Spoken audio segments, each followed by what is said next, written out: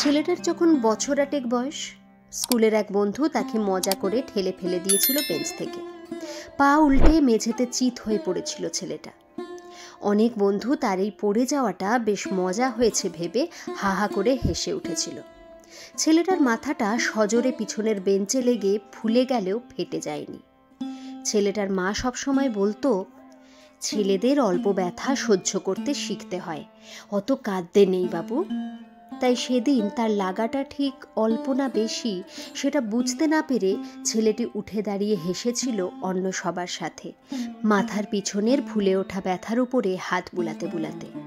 কিছুতেই নিজের চোখে জল আসতে দেয়নি সে।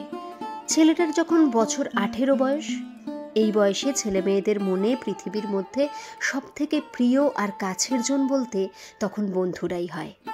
উদ্ধত যৌবনের প্রথম ভালোবাসার ছোঁয়া তখন ছেলেটির মনে। বছরখানেক ধরে বলবো বলবো করেও বলা হয়নি পছন্দের মেয়েটিকে ভালোবাসি শব্দটুকু। ছেলেটি ভীষণ আশায় প্রিয় বন্ধুকে নিজের মনের গোপন ভালোবাসার কথা জানাতে গিয়ে থমকে গিয়েছিল এই শুনে যে বন্ধুও তার ভালোবাসার মেয়েটাকে খুব ভালোবাসে। তার বলার আগে তার বন্ধু খুব আবেগের সঙ্গে তাকে বলেছিল, মেয়েটাকে না পেলে মরেই যাবে সে।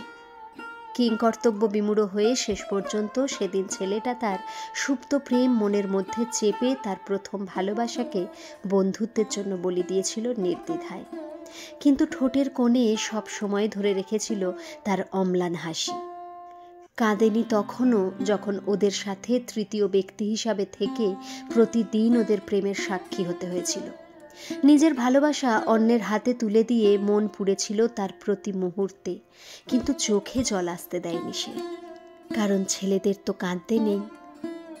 ওই ছেলেটার যখন বছর 25 বয়স, সেদিন বাসের মেয়েটা যখন তাকে ঠাস করে চড় মেরে অসভ্য ইতর বলে সবার সামনে চেঁচিয়ে উঠেছিল, আর বাস ভর্তি আশেপাশের লোকগুলো ভুরু কুঁচকে তার দিকে তাচ্ছিল্য আর ঘৃণার দৃষ্টিতে তাকিয়েছিল, সেদিন ছেলেটা বলতে গিয়েও বলতে পারেনি একটু আগেই বাসের সামনের দিকে একটা মেয়েকে সে নিজের সিট ছেড়ে বসতে দিয়ে নিজে দাঁড়িয়ে যাচ্ছিল।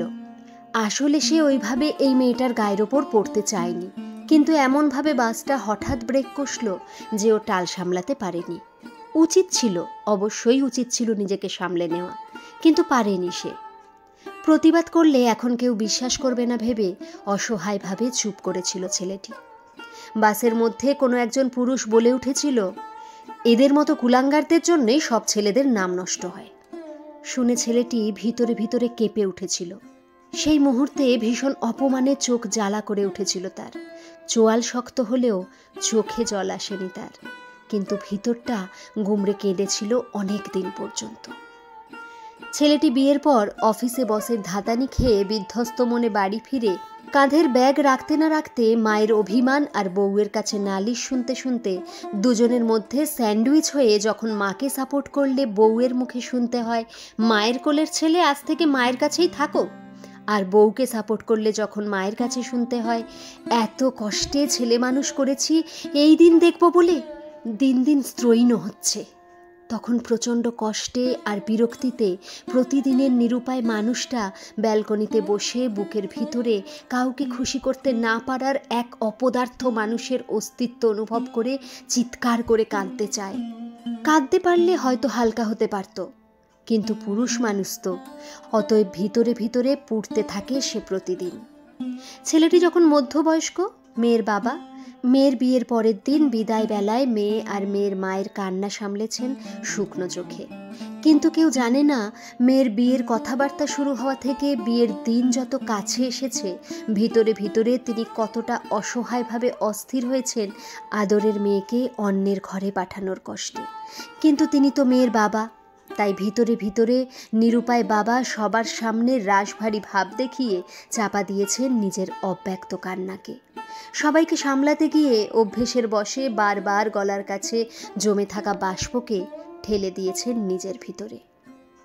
বয়সকালে একমাত্র ছেলে যখন বাবা মাকে পুরনো বাড়িতে রেখে বউ আর মেয়েকে নিয়ে অফিসে যাতায়াতের সুবিধার অজুহাতে নতুন ফ্ল্যাটে উঠল প্রতি মাসে টাকা পাঠানোর কথা বলে, তখনও তিনি গিন্নির কান্নাকে শান্ত করতে গিন্নির হাত ধরে সান্ত্বনা দিয়েছিলেন এই বলে, ওরা ভালো থাকলেই আমরা ভালো থাকব।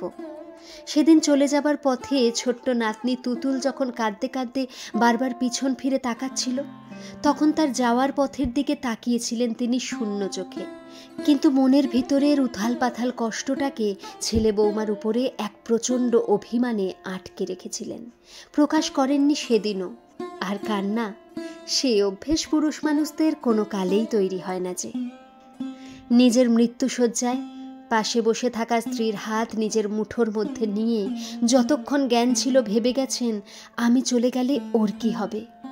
হঠাৎ শেষ মুহূর্তে কি হলো কি জানি, কিসের দুঃখে, জীবনের অনেক পাওয়া না পাওয়ার দুঃখে বুঝি, নয়তো বা কান্নাকে আর ভিতরে ধরে রাখার ক্ষমতা ছিল না বলে বোধ হয় শেষ নিঃশ্বাস ফেলার আগে বুকের ভিতরের জমানো বাষ্প জল হয়ে চোখের কোণ বেয়ে গড়িয়ে পড়েছিল কয়েক ফোঁটা। সেদিন, সেই শেষ দিন কেঁদেছিল মানুষটা। বিশ্ব পুরুষ দিবসে পৃথিবীর সমস্ত প্রকৃত পুরুষকে শ্রদ্ধা জানাই। ভালো লাগলে একটা লাইক করে দিতে কিন্তু ভুলবেন না।